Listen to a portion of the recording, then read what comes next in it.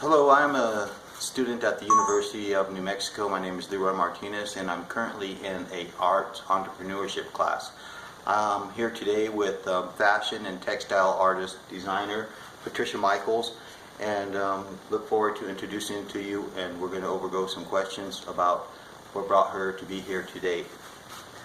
How you doing, Patricia? I'm doing great. Thank you, Leroy. Thank you for having me. Good to see you today. Nice to see you, too. So I'm going to start off by asking you my first question here. And how old were you when you first noticed you had a passion for making your own and designing art? I would say about 3 years old, as I first held a piece of cloth in my hands. I come from a family of traditional background where we maintain our cultural heritage, and also we're dancers and performers, and that meant that our mother was always having to make all of our garments. I have two older sibling sisters who knew that that responsibility also lies within all family members who can help make these garments.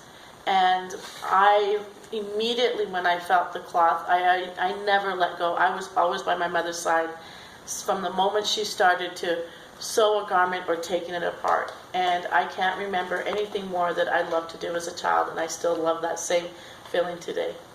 That's great. Sounds like this was bred into you at a very young age. Yes. What drives you today to continue and achieve and then move on to develop new innovating ideas? I feel that the passion to create my vision, and there is always new ideas coming to me in the way of fabricating new cloths, designs, silhouettes. So that passion of visualizing what is going to be my new technique is what keeps me up in the, early in the morning and to get into the studio and work and execute all of that, as well as trying to show the youth that they can be in a very contemporary world and still hold on to their native traditions. And having my children see, because both of my children are artists as well, that they don't have to compromise, that they can really reach all the levels of creativity that they so desire. The only thing that can hold you back is yourself. And I want them to see that, yeah, there are trials and tribulations in anything you do, but you don't have to block inside to keep yourself. You just keep going. You just keep going forward. And with that, that's what keeps me excited and wanting to work. That sounds like great advice. Really, really does. Did you ever believe you would be making a living doing what you're doing? I never thought that I would ever be able to make a living doing my creative fashions and textiles. I thought I'd have to do other jobs simultaneously, which actually I do. I have the responsibility of running my business, so it's not always just creative time. And I think as an artist, you have to take on those responsibilities. That way your vision is understood, and you have to be able to articulate this and have the world understand where your passion is coming from. And so it's not always just being able to do the creative realm. You really have to be able to put those other hours into the business. Did you ever plan ahead during your education or upbringing that brought you here today? All the time. I can remember in grade school staying in during recess to decorate the classroom into beautiful, all the boards in the classroom had all my artwork on it, with everybody's A papers on top of my artwork. I'm a severe dyslexic, so I didn't get to have my papers with A pluses or A's. So I found a way that I could see my work shining, and that was through my art. And I knew that if I kept expressing myself, and I would do like all the costumes for the plays and the outfits for the cheerleaders and everything, I knew that I would have my voice heard. And then in college, I really structured my classes to know how to communicate in the different arenas that were important for me as a creative arts student. Wow, that's really good. Have you ever had a gallery? And if so, was it a money-making place? And what would you change if it wasn't? I had a gallery when I was married to famous artists, and we made plenty of money, but I think the change that I felt that I needed to see in that was there was a client. When you're doing fine arts, he was a painter, so when you're doing fine arts, sometimes the clientele will just expect you to stay in that genre of stylistics of painting.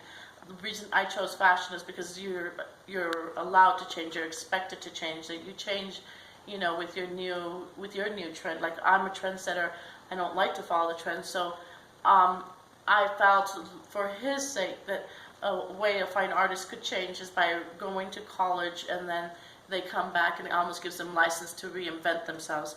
I think a change in arts, and for those who want to be able to explore and expound in their work, is that they shouldn't be categorized or stifled or limited. I think a great change from myself to not have the overhead of a boutique right now is the internet, the new website, and doing on sales marketing, and to do sales right after a fashion show online is the way to go, rather than having to just wait for the industry to come in and put in orders for the next season. For immediacy, people are liking to buy something immediately after a show. I've always done good like that. That's important. I think that's a great change that I'm seeing and I'm pursuing. That's really, with the internet available today, I think that helps to take care of a lot of the overhead. What type of advice could you give other artists? I would say to remember who they are, to look down inside of what is important, to keep their heart full of self-check, to make sure that inside that they're really happy of who they are and they continue to be, that they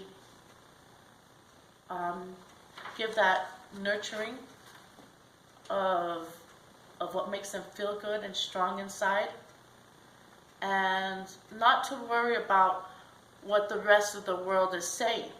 Because the rest of the world, after they've done their work, then all they have to do is think about the next thing they're going to be doing, because then that work is done, and then let the rest of the world decide whether they like it or not. If they don't like it, it's okay. You're already moving on to something else new and different.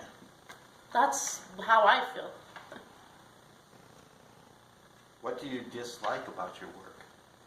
What Is I there do, anything? yeah, I just like that I don't always get to just spend time being completely creative in the studio. I mean, there are times where I would just, love to spend months doing nothing but creating. I mean, that was the one thing I loved about Project Runway, is that we just had to be there to create. I mean, that's a sanctuary. To just be given the studio and given materials, the sewing machine, and all that you need just to be creative, that is like heaven. And have you ever done your dream project? And if not, what would your dream project do? I'm living my dream. Of course, I want a beautiful house that is the little stone house across from Towson to be my showroom boutique, and to have an atelier that's on my property in Seco, but all in good timing, to be able to express what I'm doing, to have my children by my side, saying they're so proud of me, and that each show I do is more and more beautiful, to have my family around me as I'm working, extended family members, my parents, believing and behind me 100%. I couldn't see anything more beautiful. Like, when you have those who are around you, loving and supporting you, that is living your dream. And these are some of her pieces of work. Mm-hmm. Is there anything that I missed here today, and would you like to add anything, or do you have anything to say to new, young, upcoming artists? Sure. I would love to just say that it doesn't matter what the age is, it doesn't matter how you feel in your point of your career and your art, as long as you stay true to who you are as an artist inside, deep down in your heart, and you feed that soul, that's what I would love to say to an artist, is for you to always nurture that, and never doubt yourself. Don't waste time doubting. Just get in there, even if it's just, if you're just starting to pull yourself back in there, even if it's just an hour a day, and then before you know it, you're going to be using 3, 4, 5 hours a day, and it's going to turn into a week, and it's going to turn into weeks, into months, into years, and then you're just going to have this beautiful, your own feast of art. And the moment you doubt yourself is that possible moment that is going to be the brilliant piece that makes all the difference in the world. So don't listen to anybody else. Listen to yourself. Listen to your heart. Give your heart that love. And there we have it. Award-winning fashion textile artist Patricia Michaels. Thank you and have a nice day.